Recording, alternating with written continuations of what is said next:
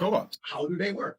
You know, cooperatives are owner member owned, right? The people who are members of the co-op own the co-op, and everybody have one vote. Everybody owns one share. Now, cooperative, there's different kinds of cooperatives. There is the cooperatives that are that we all know about, the consumer co-ops. When you go to the co-op and buy your food in the store, that's a consumer co-op. That's when you, if you buy things from the co-op and you pay your dues, you become a member of that co-op. Then we have what we usually do that we work with. It is what we call worker co-ops or worker-owned co-ops. That means that the people who are the workers of that co-op, they are also the owners. They're the members. So it's not the customers, it is the workers. Then we have what we call producers co-ops. A producer co-op is like farmers who come together to buy grain together or to own a dairy together, so that they can sell their wares through the co-op. So that's a producers co-op where it's not the workers, it's the owners of other companies that are members of that co-op. Then we have housing co-ops, for instance, where people who live together own the house together. Think of the old Victorian, with the 6 people owning it together, or an apartment block where everybody who rents an apartment can also become a member. Similar to condos, but again, you own it, one person, one vote, and so on. Then we have other kinds of co-ops too, called multi-stakeholder co-ops, where you have several different kinds of members or classes of members, and we'll get more into depth with that later. But what that means is you, for instance, have both the consumers of the service co-op and the workers of the service co-op owning it together, but as different classes of members. That, as an example. Or the workers at the producers co-op and the producers owning it together. Those kind of that have multiple stakeholders, kinds of stakeholders. Now, I'm going to present to you a little bit about what the cooperative development process entails. So if you bear with me, I'm going to share my screen here for you, and I will show you.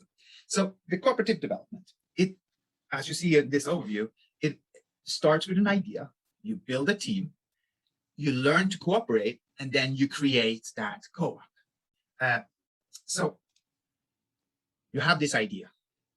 It's a business that earns a profit like every other business, but it's run by the people who are committed to this vision and the work you want to do. So what you want to start with is this idea. What is it you want to do? The business idea. You get your inspiration and feel free to imagine wildly at this stage, what's the possibilities? And then we'll start pulling those ideas down from those brainstorms and make them into a feasible business plan.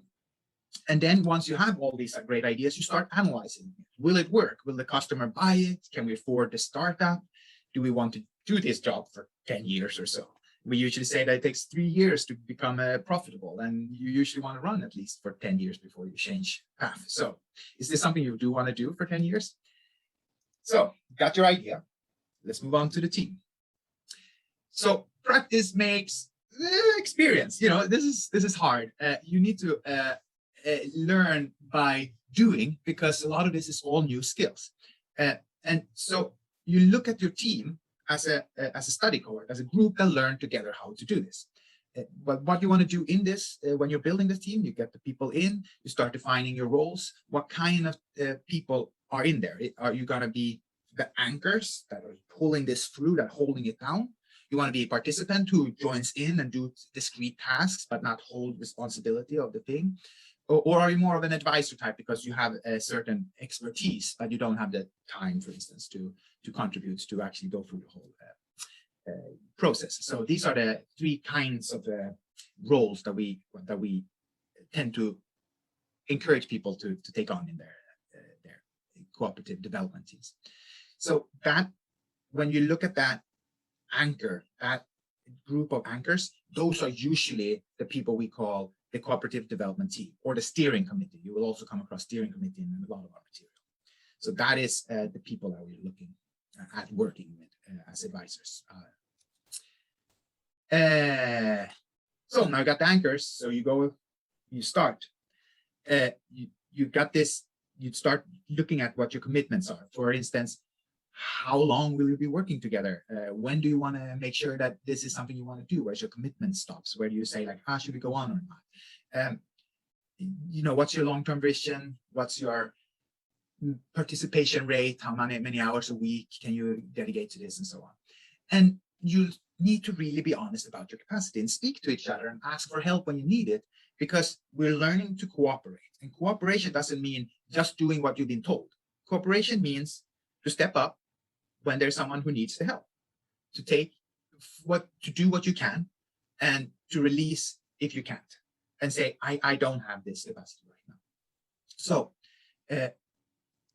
this team, now we built a team and we're learning to cooperate. And that is new. This culture we come from, it's not teaching us to cooperate, it's teaching us to compete.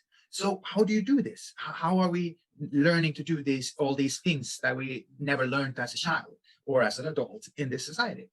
Well, part of it is you work with people who have practiced this a lot and learn it, and you work with your team, and you what we call fail forward.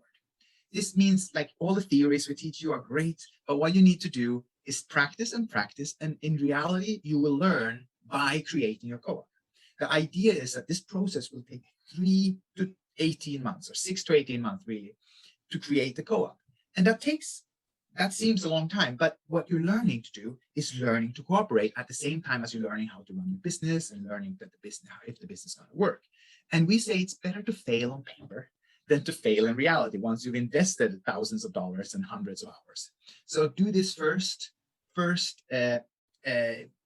more, not theoretical, but hypothetical.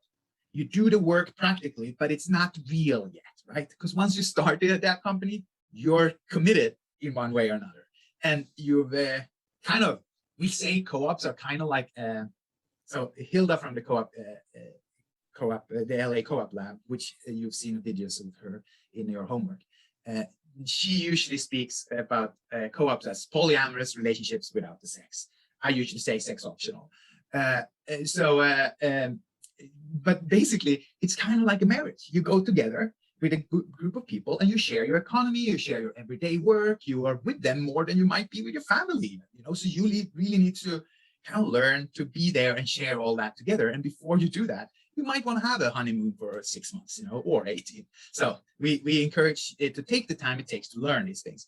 And if you fail, it's okay to say, no, this doesn't work. The group didn't work, the project didn't work, the business idea didn't work. We fail forward, we learn from it. And the next time you step in, you've now gained skills of how to communicate with other people. You've gained skills of how to run a business and so on. So here goes forward, right? It is a different way. And you learn to be in this non-hierarchical, equitable, unpredictable, and evolutionary process that you're going to be in. And from that, you're going to learn to make good decisions and learn decisions for your family, even if you don't make a good company out of this and it doesn't work out. Your own life, your family, your friends, potential future companies. All this learning experience is not wasted. So here we go. Now we have learned to cooperate, and we go on to create. We create a business model.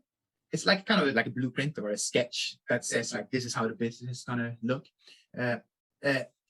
You start with this blueprint before you build a house, as I say here. So of course you want to do that with a business too. We create a business plan. It's the nuts and bolts. How is the marketing, finances, production, governance, how are all those things going to work? Is it going to work out economically? Is it going to work out practically? What is it going to be like? And this is what the development team creates together. You need to create this plan before you start. So you can see and evaluate, is this something that will work? Is this something that we want to do? And so on. Then you create it. And the creation is all the incorporation stuff. And we'll get into that, particularly in session 6 with all the laws. My favorite stuff is how the economy works and how the bylaws work. So that's going to be so much fun. But before that, once you've done that, you incorporate. And now it's, all that work, it's time to go to work and own the fruits of your own labor.